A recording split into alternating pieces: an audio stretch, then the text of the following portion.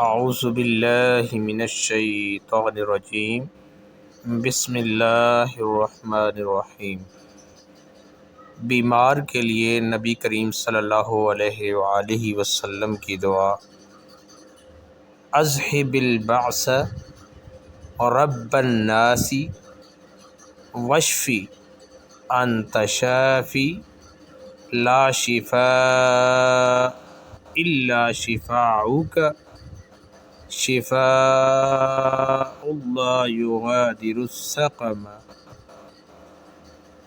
ام المومنین حضرت عائشہ صدیقہ طاہرہ مطہرہ رضی اللہ تعالی عنہا فرماتی ہیں کہ رسول اللہ صلی اللہ علیہ وعلی آلہ واصحابہ وسلم کا یہ طریقہ تھا، جب ہم میں سے کوئی بیمار ہوتا تو آپ خاتم النبیین صلی اللہ علیہ وعلی آلہ واصحابہ وسلم اس پر داہنا ہاتھ پھیرتے اور یہ دعا فرماتے جو کہ اوپر میں نے پڑھی ہے، اذھب البعث والی۔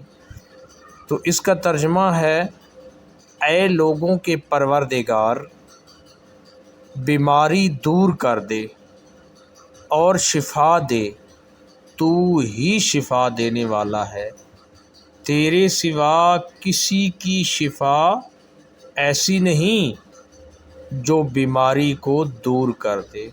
یہ حدیث صحیح بخاری اور صحیح مسلم میں موجود ہے۔ اگر میری یہ ویڈیو آپ کو اچھی لگی ہے تو میرے چینل کو ضرور سبسکرائب کر لیں تاکہ ایسی ویڈیوز آپ کو ملتی رہیں۔